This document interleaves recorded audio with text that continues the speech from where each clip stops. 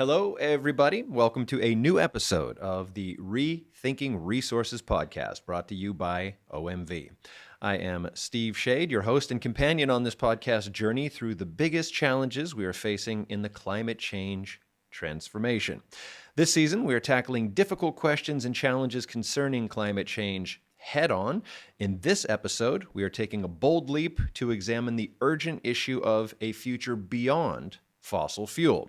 We need to transition to alternatives immediately to meet climate targets, but at the same time, we are living in a world that is reliant upon fossil energy. Our guest for this episode is Dr. Andreas Wagner, an energy transition expert at Systemiq, who sees getting to post-fossil as the world's new moonshot.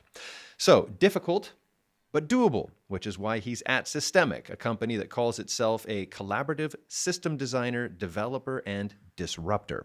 Systemiq was founded following the Paris Climate Agreement in 2015 with the aim of achieving sustainable development goals. Systemiq exists to, quote, build an economy that provides prosperity for all, stabilizes the climate, and regenerates nature for generations to come. Andreas Wagner joined Systemiq in 2020 after earning his doctorate in electrochemistry at Cambridge University. Andreas, welcome. We invited you to give us your insights on a future beyond fossil fuel. There will certainly be a future. The big question is whether we humans are a thriving part of that future, or we have destroyed ourselves before we get there. So welcome. We've set the stage for some big questions. We look forward to your expertise on all of that. But first, setting the stage, give us as concisely as you can a snapshot of where we are and what needs to happen right now to ensure we have a future. Well, thanks first of all, for having me here today. Trying to answer this question concisely is obviously difficult, but let's just say we are aiming to get to a world where we are between 1.5 to 2 degrees at maximum. That's what we agreed upon in the Paris Agreement. And right now, we're already at 1.2 degrees warming. So we've already consumed a significant amount of that compared to pre-industrial areas. Levels of greenhouse gases that we've had. And right now, we are still seeing increases in our greenhouse gas emissions yearly. So we haven't even yet started to decrease the amount of greenhouse gases that we emit into the atmosphere every year.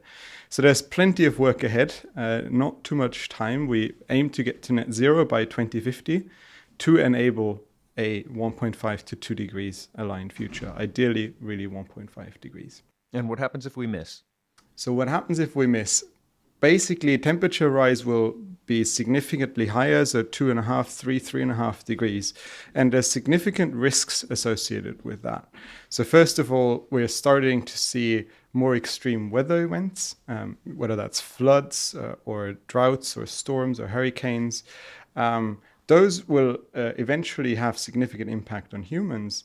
But not only that, we also at risk of agricultural issues. For example, a rice crop failure would have significant impact on our society globally. And rice is a very particular plant that can't have a flower above 32 degrees. And so once you hit some specific issues, such as the one here for rice as one example, we are in really deep trouble. And with all of that associated, there's also very significant biodiversity loss. And we know that biodiversity helps us also stabilize our overall planet. And losing insects, losing pollinators, losing the rainforests to stabilize part of our climate have significant issues associated for humans then. And maybe my last point on that would be climate tipping points. So you may have heard about this before, that there's specific points that we may reach in the future that are starting to become irreversible feedback loops. So, for example, once you've deforested the Amazon rainforests, it's not going to come back just by itself. Once you're starting to get rid of the ice on the polar caps, it's not going to come back by itself. Other feedback loops include, for example, the permafrost. So once the permafrost starts to melt, it's going to release methane. So there's a lot of methane within the permafrost in Siberia. And once that methane's being released, methane is a really strong greenhouse gas. It's going to keep on warming up our planet. And so multiple of these feedback loops just then trigger more warming again. And so we at some point possibly can't stop that anymore, right? So right now, climate change and greenhouse gases and the global warming are really driven by humans, but we're still at least somewhat under control of it. As soon as you hit 3 degrees or even more, the system is going to get out of control with significant issues for us humans. So you just mentioned methane. What are the largest sources of temperature raising emissions? How can we tackle them? The clock is ticking. What can we do to make the most progress immediately? So obviously the most famous greenhouse gas is carbon dioxide. Carbon dioxide is emitted every time we burn a fossil fuel. Associated with greenhouse gases is also methane. Methane has 2 major sources. One is during the production, processing, transport, and storage of fossil fuels, methane is being released. And we need to take care that methane leakage is as small as possible. So every oil well, gas well, coal mine, all of them have methane emissions associated with them. And the second big source of methane is agricultural emissions. You may have read about this before, that when cows digest grass they eat, they end up actually burping methane out. This is part of their microorganism. Methane comes out of both ends, but thank you for giving us a nice version. Yeah, okay.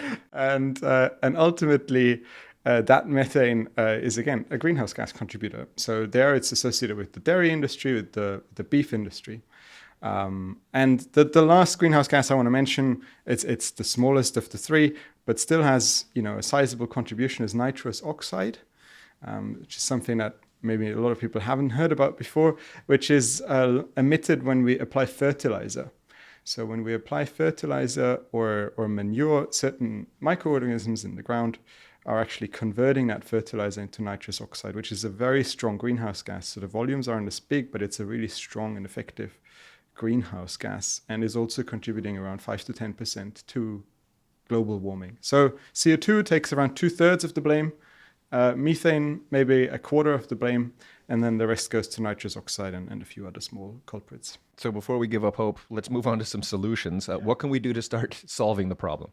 Yeah, so there's of course plenty of things to do. A lot of the emissions that we see today are associated with fossil fuels. So I've mentioned the methane during the production, processing of fossil fuels. That's one big source. Another big source is during electricity generation. We burn fossil fuels, whether that's in a gas power plant or a coal power plant, and that electricity generation is associated with greenhouse gases. In terms of solution there is obviously renewable electricity. So solar and wind in particular have come down very significantly in price. And that cheap renewable electricity is now already cheaper than fossil electricity in more than 2/3 of the planet, and it keeps on falling in price. So renewables is the big solution to get out of electricity production, fossil fuels. Then there's a few other categories. So we have industry as one of the next ones. Industry is a bit dependent on sector. Let's just take the big ones, which are steel, cement, and petrochemicals. There, for example, in steel, we use coal right now to make steel. In the future, we can use hydrogen to make that steel. And multiple plants on demonstrator level are already doing that here in Europe now.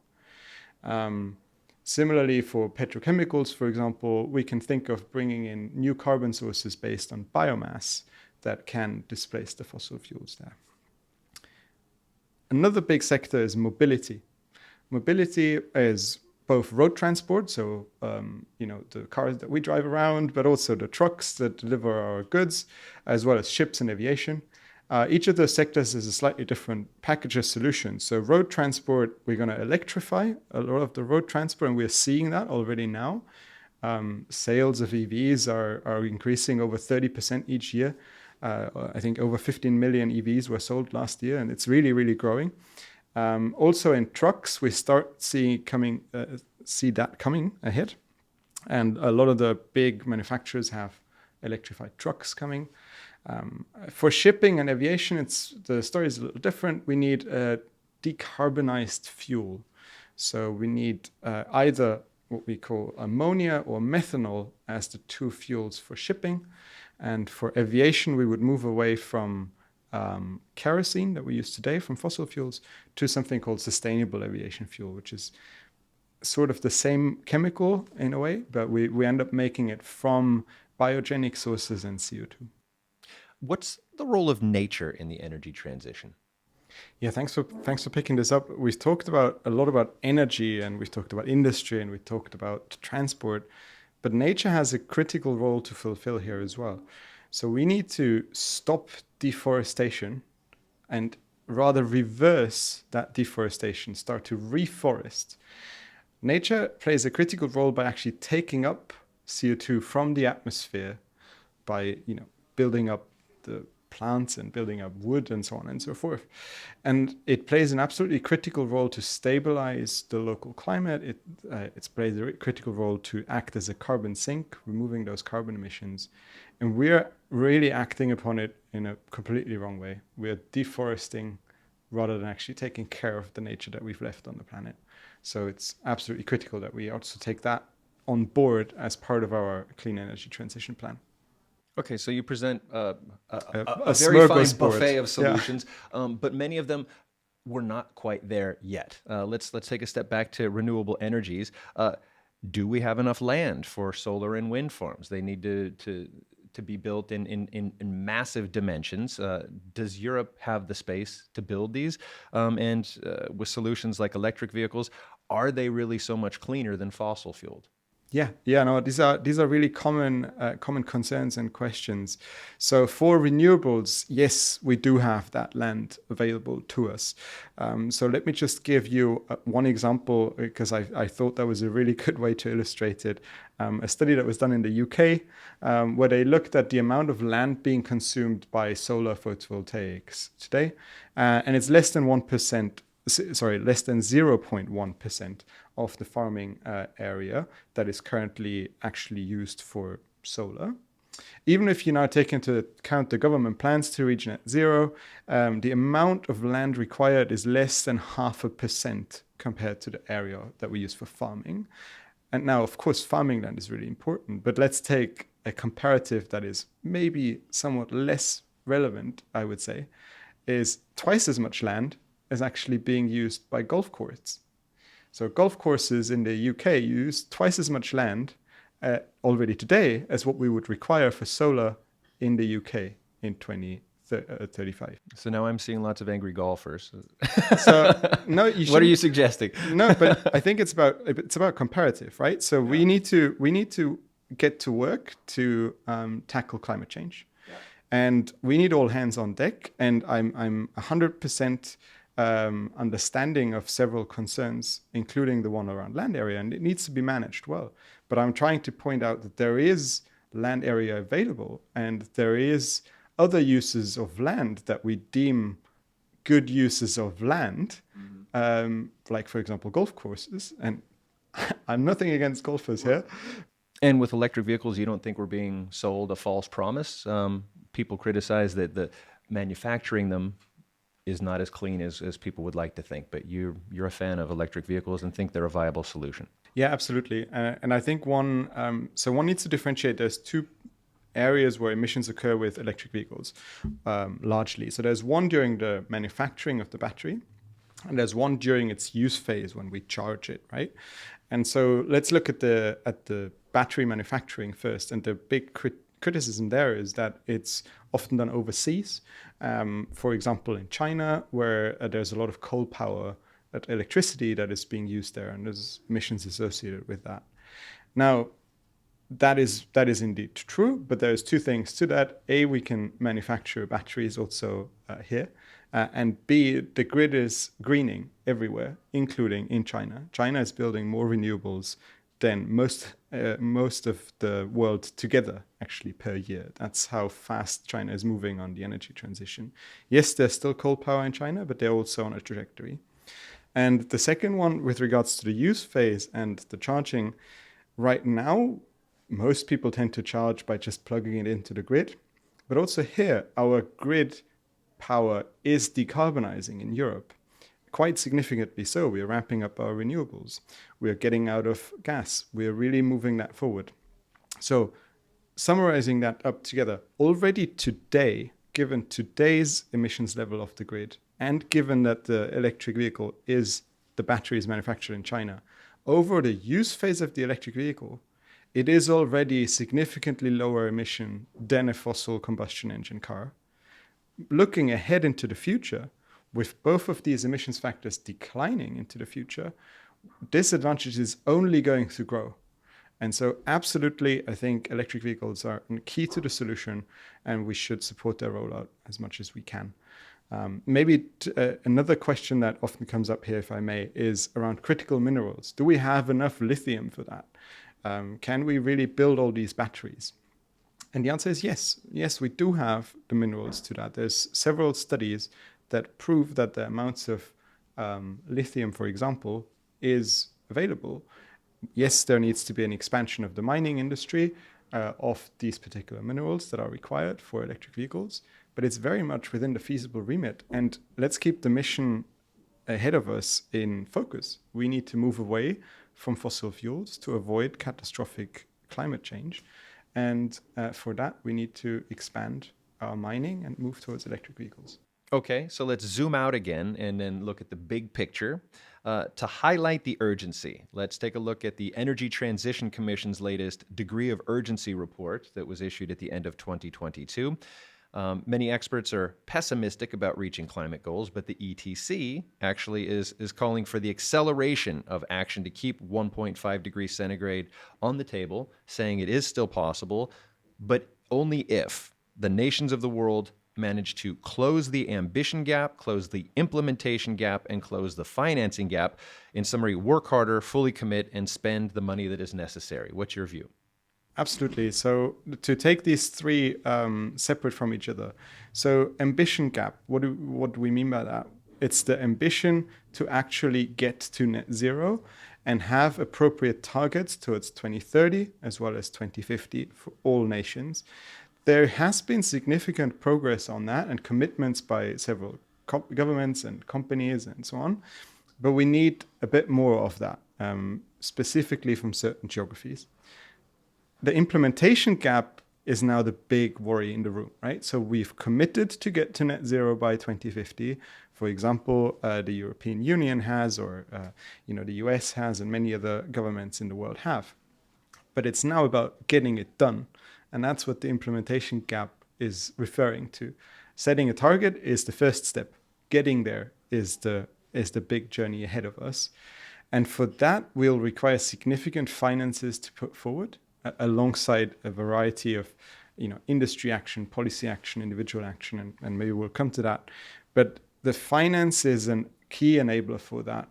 And the Energy Transitions Commission report you're referring to has calculated that we need around 1.3% of global GDP spending annually to enable the energy transition. So, let's put that into context. Right now, the global average on military spending is 2.2%.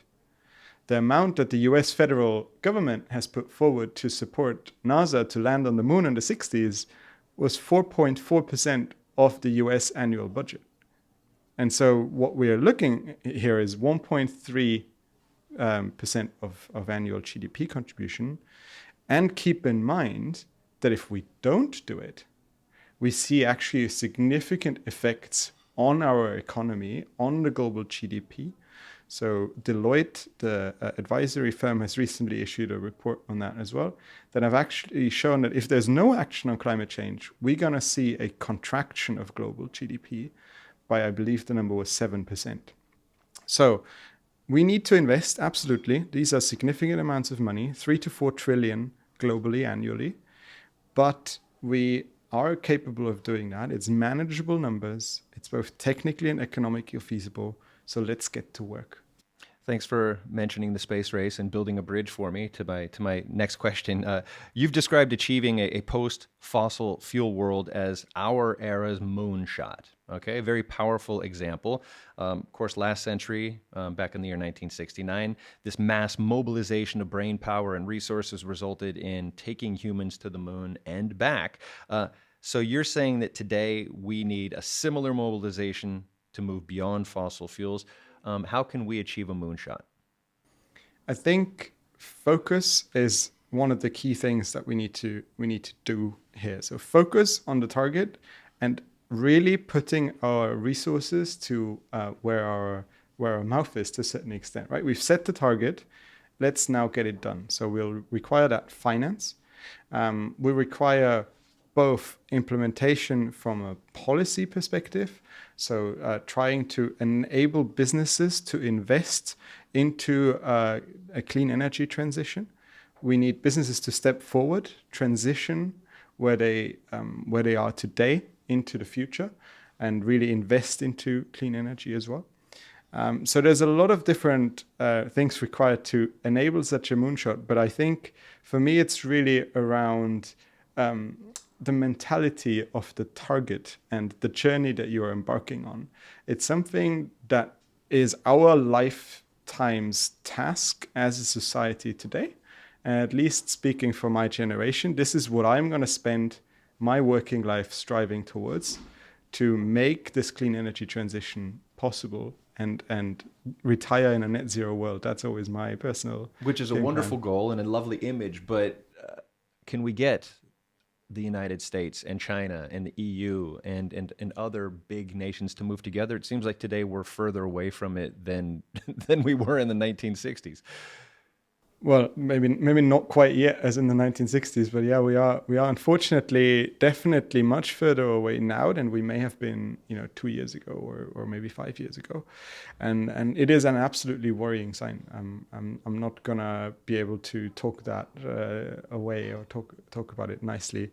However, we've also seen significant positive motion. So just to give you 2 examples on that. The US Inflation Reduction Act that was passed last year is really mobilizing hundreds of billions of US dollars to completely rehaul and reinvent the US economy, building it up for a clean energy transition in a way that, frankly, was, even for people within my profession, not imaginable until 2 years ago. It is an absolute landmark policy that I think we'll look back to. And maybe the other example, if I may, was just the Ukraine crisis, with all the disaster that it came with and all the, of course, problems that it comes with. It did spur attention for the clean energy transition in the EU. The Repower EU Act that was passed, and as well as the previously passed Green Deal, is really accelerating action dramatically, both in the EU and in the US. China, India, and other governments are, of course, slightly different. There's regional focuses that are slightly different. China, as we know, works with their 5-year plans, and they tend to not have particularly ambitious 5-year plans, or they have plans where we think, okay, they're very much manageable, but they tend to actually always overshoot them. So they actually don't overpromise and underdeliver, they underpromise and overdeliver, whereas we are more on the overpromising remit or worry around that. Okay, I could sort of feel Russia becoming the elephant in the room on that last little spar that we just had. But what you're saying basically is that if the good actors move and achieve success, then the bad actors will follow and eventually do the right thing. There is cause for optimism. I think so, yeah. And I mean, I left Russia out of my last comment, frankly, because they are not as big of an emission source as they may have been 50 years ago, right?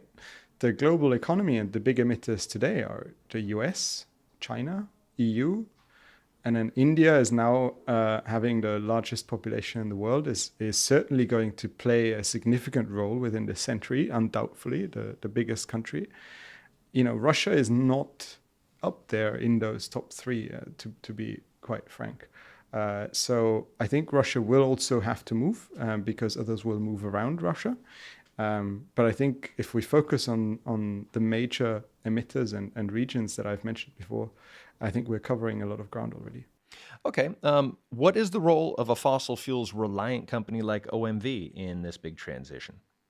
So for a company like OMV, it's about transitioning from a fossil dominated age that we're in today into the clean energy future. So what does that mean in practice? OMV is, of course, delivering road transport fuel, aviation fuel, which is based on fossil fuels today. They will have to re-envisage their business moving into the future within those sectors. So for aviation, for example, sustainable aviation fuel and producing sustainable aviation fuel through biomass, through waste resources, through CO2 will be the new areas to engage on as a energy company of the future. Other areas for OMV will definitely include green hydrogen. For the future of the petrochemicals industry, green hydrogen will play a significant role as a feedstock.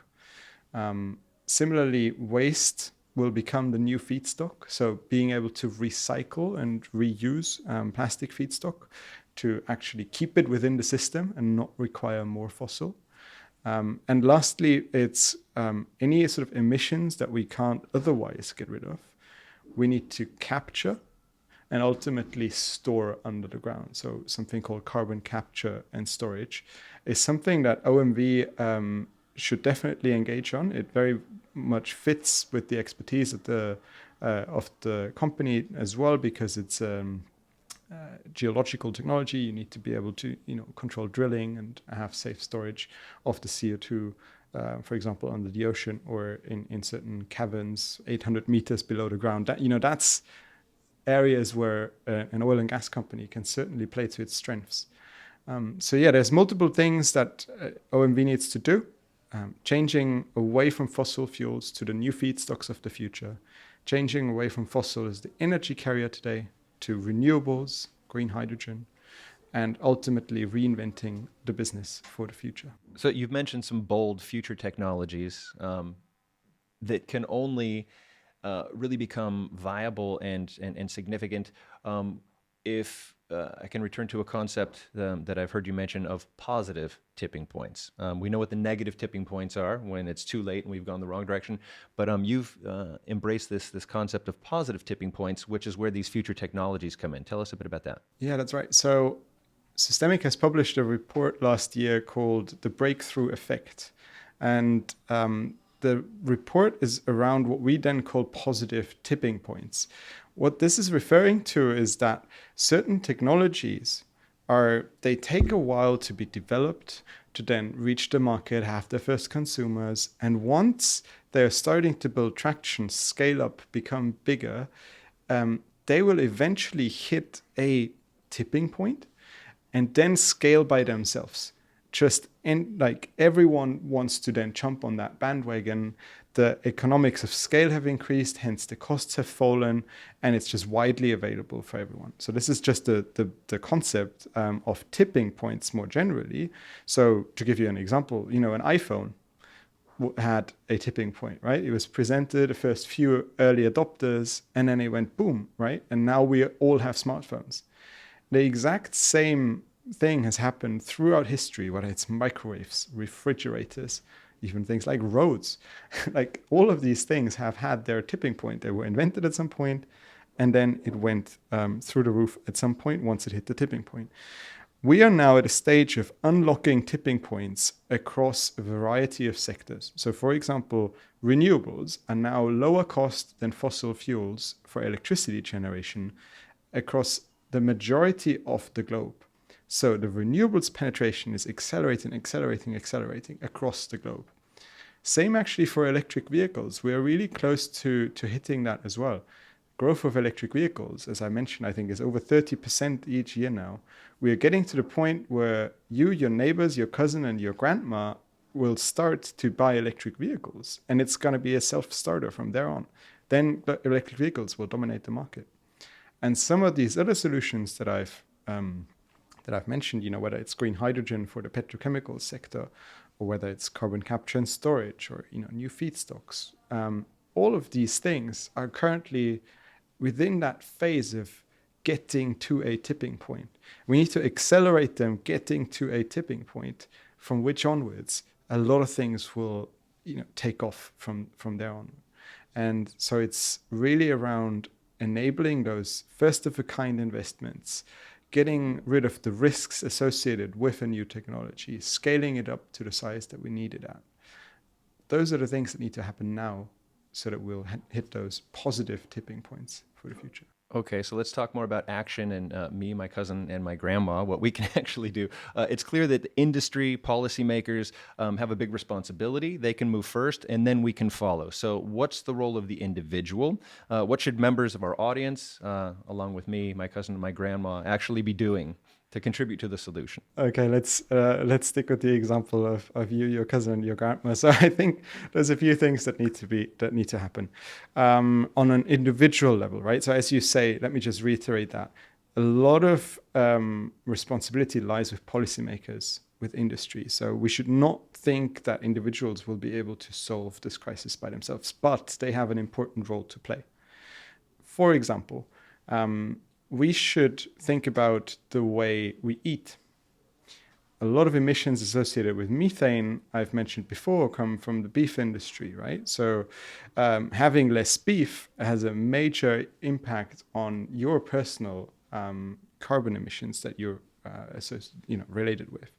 The second thing is we actually need to think about how we use transport. So if you own a car, go towards electric cars, and we talked about that before. Aim to fly less, use public transport. Then it's about the things that we buy. So aim to buy things that last. Don't go for single-use things. Don't go for fast fashion and things like that are very emissions intensive.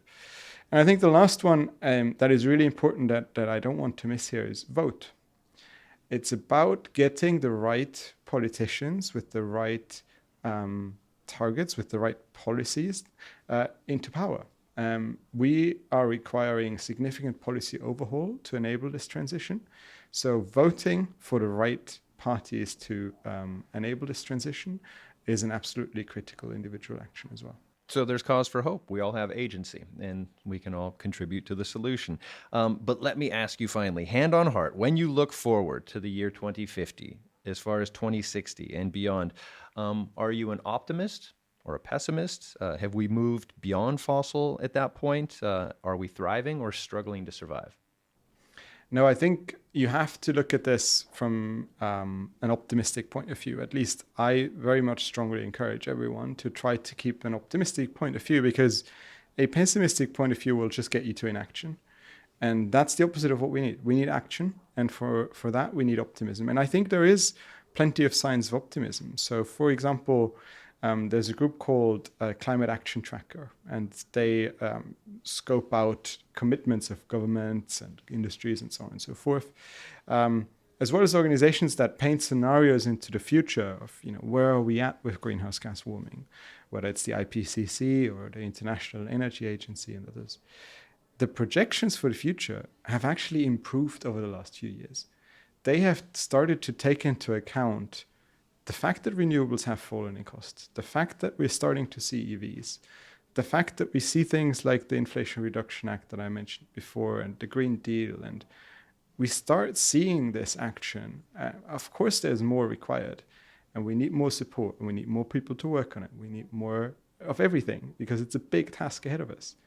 But let's remain optimistic. Of every 0.1 degree of warming we can avoid matters.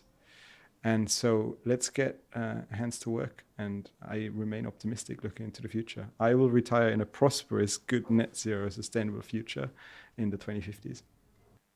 Well, thanks for ending it on a positive note. Dr. Andreas Wagner, thank you so much for sharing your thoughts, your ideas, your optimism, your insights with us on Rethinking Resources. To everybody listening to the episode or watching on the OMV's YouTube channel, if you have feedback or questions for us, please send a message to podcast@omv.com. We would love to hear from you, and we will send you a response. For more background information on the topics we discussed in this episode and our guests, Andreas Wagner, check out our show notes, where you will find links to lots of valuable information. Thank you so much for sharing your time with us, and we hope you will join us again for the next episode of Rethinking Resources. Thank you very much. Thanks for having me.